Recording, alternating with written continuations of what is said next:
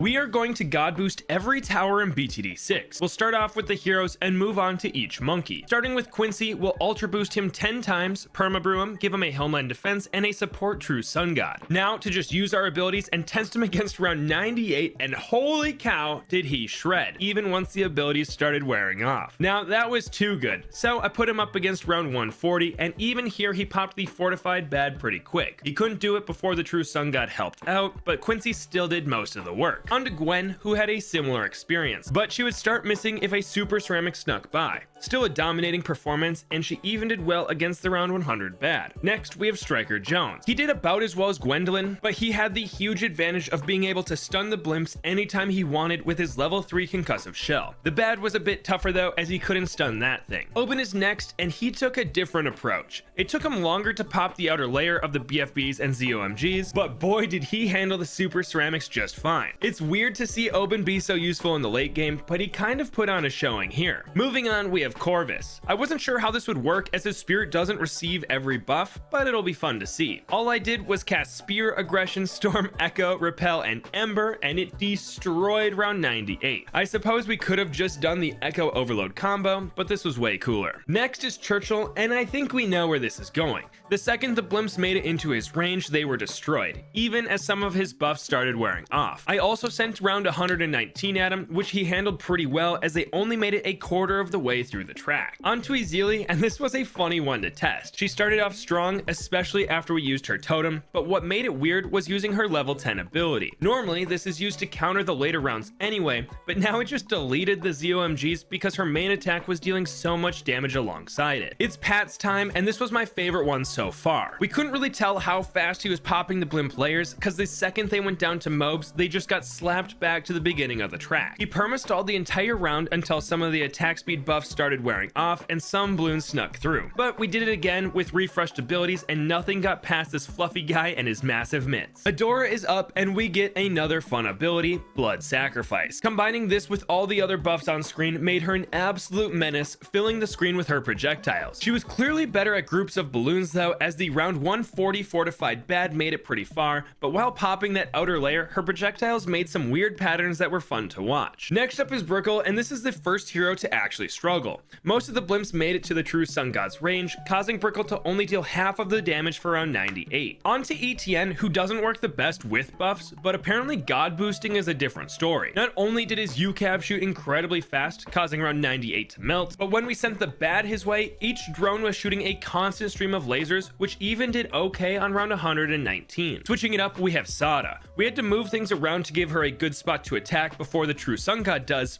but we made it work. That being said, it turned out to not be necessary, as she didn't let a thing live long inside her range. Even round 100 didn't make it to the first bend. Next is Sai, who is pretty hard to work with. They don't work well with buffs because their attack speed is related to how long it takes their attacks to delete the BFBs, not their actual attack speed. Because of this, Sai was pretty underwhelming, so we just used Psionic Scream and wiped the screen like in a normal run. Finally, we have Geraldo. We got down his bunnies, 4 turrets, some spicy potions, glue, pickles, and a camo pot. And it was enough. Then we added 2 genies on top of this, and it was completely overkill. Round cleared to say the least. Switching gears, we have our first non-hero. Starting with just a base start monkey, we added 2 buffs. The first is Pat Fusty's Roar, and the second is a primary expertise. And holy cow, did this guy attack fast. He looks like a super monkey in the making, getting over 40,000 pops against round 98. From here, we made him an ultra juggernaut. Even on a map that doesn't have many obstacles for his balls to bounce off of, he destroyed any balloon that got in his range. Next, we have the PMFC. When transformed, he deleted the ZOMGs and BFBs. I mean, I didn't even see them get reduced to mobs or ceramics. And once his transformation wore off, he was still doing work. On to the Crossbow Master, the first thing I was impressed by was his range. I mean, he could see basically the entire map, like a super monkey with epic range back in BTD3. You guys could probably guess how fast he took down this round.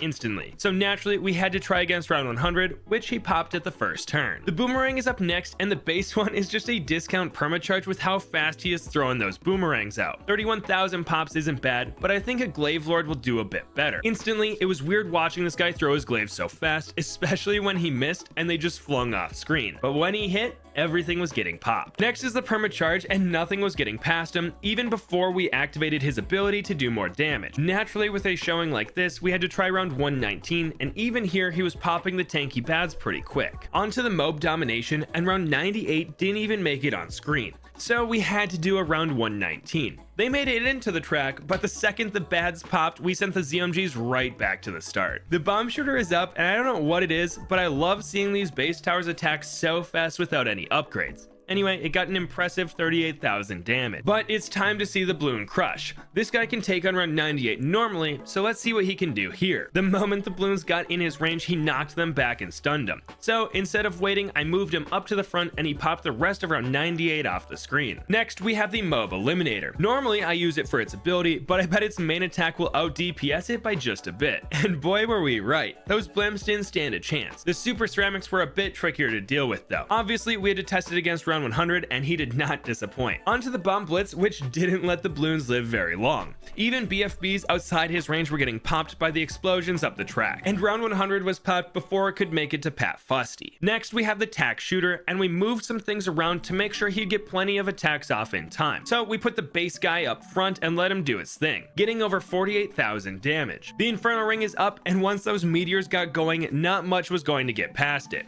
Most of round 98 was popped off screen, and even round 119 didn't make it very far. I wish the True Sun God didn't help out, but I think it's clear that the Inferno Ring could have soloed. Next, we have the Super Maelstrom, which started out strong, but the second we popped that ability, it popped everything on screen, letting us barely see them at the start of the track. And the cooldown was so short that it had like an 80% uptime. Onto the Tack zone, the second a Bloon got in its range, it was removed from the game, and its tacks would go so far that they'd pop Bloons that were just spawning. Obviously, we had to test this against round 119, and I was not disappointed. When all of our abilities were active, this guy was shooting so fast that it looked like his projectiles weren't moving, just static tacks dealing ridiculous damage. Moving on, we have the Ice Monkey, who even as a 0/0/0 did incredibly well stalling Super Ceramics. He only dealt 9,000 damage, but what can you expect from something that can't hit mobs? We made it a Super Brittle, and the damage was impressive. He had a slow start, but once he popped some ceramics and got those ice shards going, his DPS went through the roof, even popping the ZOMGs and fortified BFBs pretty quick. Next, we have the 250 Absolute Zero. Here we got to add in another buff in the Absolute Zero, making it attack 50% faster. Even without this, it would have been great as no ceramics were making it through this massive aura, but it was funny watching it attack so fast. Onto the Icicle Impale, which kept everything at the entrance. I mean, I didn't even notice the ZOMGs. The Icicles must have gotten them before we could see them. For our last primary monkey, we have the Glue Gunner. We ran the base glue for fun, and it was actually nice to watch him glue every ceramic that came out.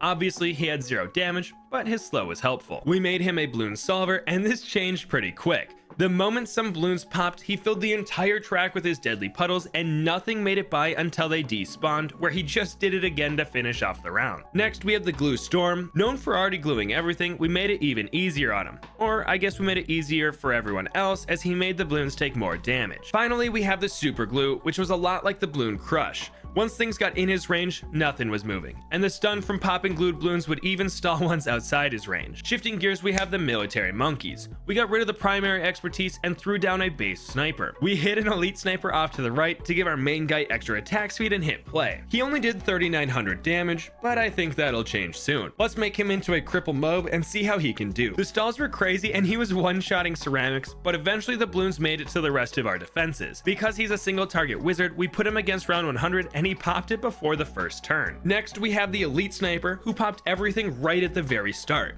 Makes sense as this guy is a master at handling large rushes in the mid game, and clearly god boosting him extends this to round 98. Onto the elite defender, who we made a 0-2-5. Just like the elite sniper, everything was popped right away, even round 100. So we put him against round 119, and the Bloons made it a bit farther. That being said, they wouldn't have stood a chance against him if we lost a life and got that 4 times attack speed. Moving on, we have the Submarine. I wanted to buff this guy with a carrier flagship and sub commander, but they kept stealing all the pops. Even without these buffs though, our base sub put up a crazy 59,000 damage. We made him an energizer and he had absurd range. I didn't think this would work very well, but apparently I was wrong as it got about 2/3 of the possible damage on round 98. Next, we have the Preemptive Strike, who we normally use for its initial missiles and ability, but this thing's airburst darts and upgraded ballistic missile completely soloed the round, not letting anything else attack. And for the sub commander, nothing got by. Even with him barely being able to see the first track, he had no issue popping the blimps or cleaning up the super ceramics inside. Onto the Buccaneer, this base boat put up a nice 39,000 damage, but upgrading it to a carrier flagship obviously made it insane.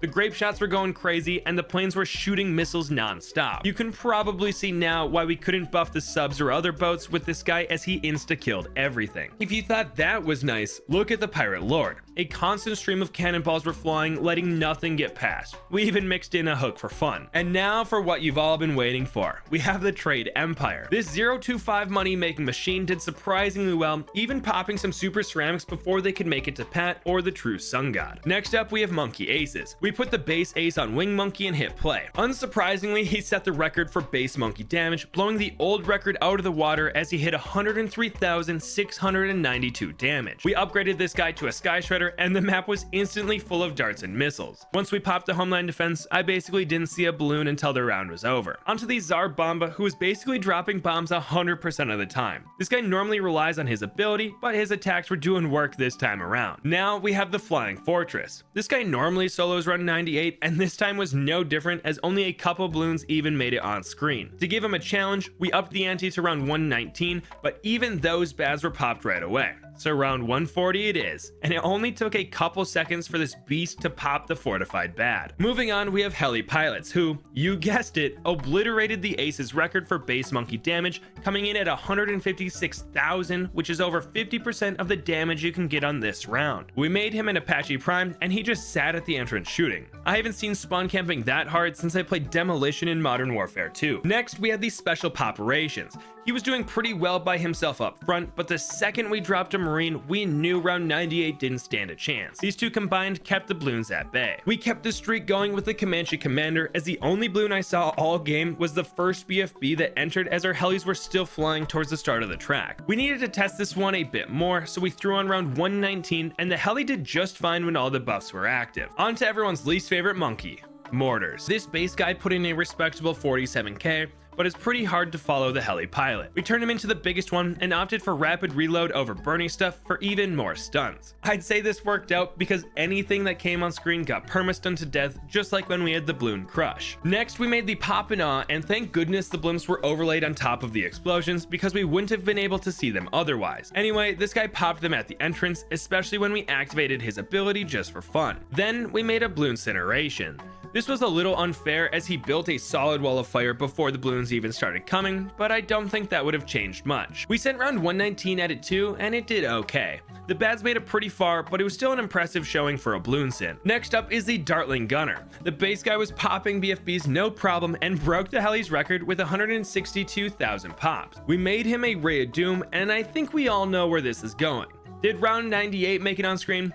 No, we didn't see a single balloon. So we sent round 119. And we saw these guys, but not for long, as they didn't even make it to the first turn. So we sent round 140.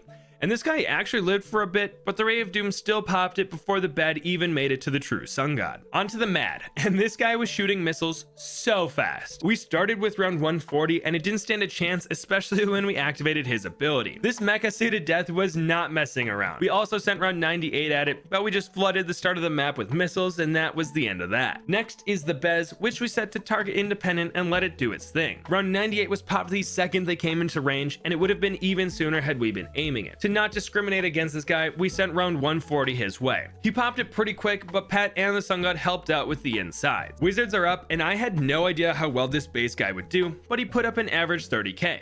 Not bad. We upgraded him to an Archmage, and he insta-killed every blimp the second they got in his range. We upped the difficulty to round 119, and when all the abilities were active, he was soloing the bads. But once some abilities wore off, the bad made it to Pat Fusty. Next, we have the Wizard Lord Phoenix. The first time around, we ran it without using his ability, and he did just fine, as only a few super ceramics made it to Pat. The second time around though, we used his Lava Chicken, and he popped everything. On to the Prince of Darkness. This one was my favorite god boosted monkey of the day, and I was not expecting that. I didn't know that the extra attack speed let him spawn balloons at a faster rate. I mean, look at how fast he was spawning them. You can't even see the balloons. Following the wizards are the super monkeys. Up first is the base super, and this guy's already putting on a show. He basically soloed the round, putting up 303 of the 304,000 damage possible. Onto the top path, we made a VTSG. Now, we had to do this in the challenge editor, but we managed to buff him with the usuals, plus Adora as her sacrifice goes crazy with him. When everything was active, he managed to pop round 140 without us even being able to see the fortified bad. Then we went back to sandbox to test the middle path against round 98. This popped everything right away, so we sent round 140. Anti-Bloon was able to pop it right before the other towers helped out, and we didn't even use its ability. And for the Legend of the Night, we made it a 025 just to speed things up with his extra range. Obviously, it smoked round 98, but even without Plasma Blast, it still soloed the fortified bad on round 140, which I did not expect. I thought we'd have to remake it as a 205. Next, we have ninjas. We did some placing shenanigans, but managed to buff a ninja with 20 shinobis and put them as far back as we could. This allowed the base ninja to get 88,000 pops,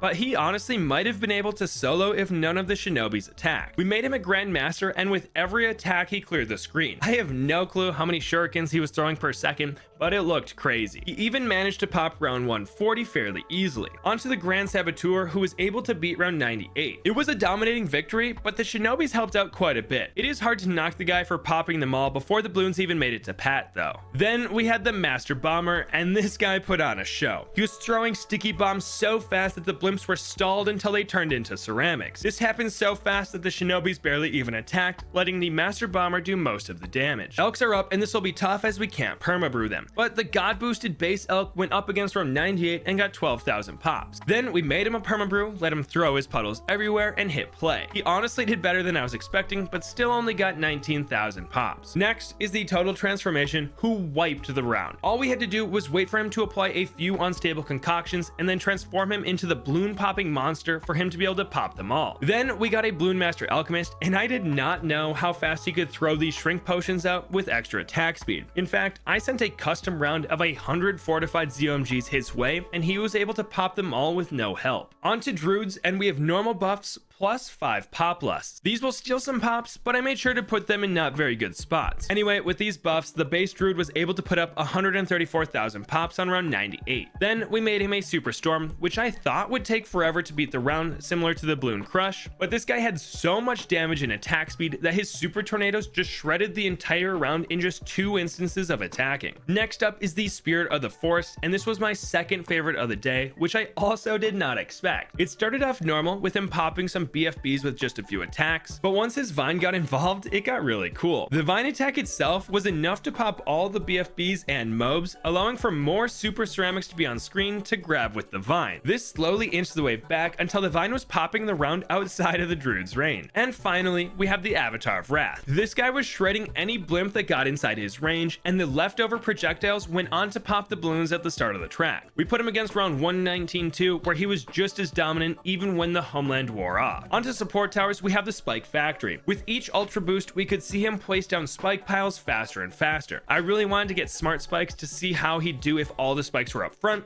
but he still managed to get 27,000 pops. We upgraded him to a Super Mines and placed the mines as close to the start as possible. This smoked round 98, so we upped it straight to round 140, which made my game lag a little bit, but it popped the fortified and normal bads no problem. Next, we made the Carpet of Spikes, which was placing spikes so fast you could barely tell when its ability popped. Round 98 barely made a dent in the number of spikes, so we sent round 119 right after. As you might have guessed, this wasn't bad at all, so we sent round 140, which still got popped before the fortified bed even made it to Pat. Onto the Permas Factory, we let it build a nice wall of spikes and then sent round 98. This build-up period probably wasn't needed as we popped the round without noticing our pile get any smaller. So we sent round 140 into this death trap, and we had almost the exact number of spikes needed to take it out. For the village, the only one that deals damage is the primary expertise, so we god boosted this thing and sent round 98. It was actually crazy how many mega ballistas it was shooting, and it crushed the round, not letting them turn the first corner. corner. Next, we have engineers. The base guy did pretty well, getting up to 43,000 pops, but it got fun once we made him a sentry champion. This guy had so much attack speed that he filled up his range with plasma sentries. This did so much damage that round 98 didn't get past his first wave of sentries, so we sent round 140, which got attacked by all of them, but was popped pretty shortly after getting in the range of the true sun god. Moving on, we have the ultra boost. Kind of a silly one, but we gave it sentries for some extra damage. This turned out to be a great call because Pat Fusty's roar affected them all, not just the ones inside his range. So the damage on this guy was actually pretty good. Then we had the big trap. We got this guy up front and let him spam some traps. But what really stole the show were his turrets, as they basically took care of the round, and the big traps were just there to clean up any balloons that snuck through. Finally, we have the beast handler. The base test was kind of funny as he has almost no range, but he still managed to put up 11k. Then we made this guy into a max level Megalodon. I wasn't sure how these buffs would work, but two things were very clear. One was that the Meg had crazy range, and the second was that it was pulling in balloons ridiculously fast. This popped round 98 with no problem, so we sent round 140 at it. This was about the limit of what the Meg could eat, as it pulled in that purple whale super slowly. I might have to run the Megalodon more often because I really enjoyed it eating all the balloons that I have the sea creature skins for. Next, we have the Giganotosaurus. This guy one-shot every balloon on round 98, which I had not seen before. So we sent round 140 at it, and we really got to see how fast it could attack. It just looked like its mouth was vibrating, and that fortified bad popped in no time. And finally, we have the Pawakai. Unfortunately, he did not work nearly as well with the buffs as the other two, but he still managed to solo round 98 like he normally does. To test him though, we sent round 100. This got pretty far, but the second the bad layer was popped, he carried the innards back to the front and handled it from there. And just so we do every monkey, here are the ones we skipped because they do no damage. My personal favorite is the Banana Central, but Benjamin is a close second.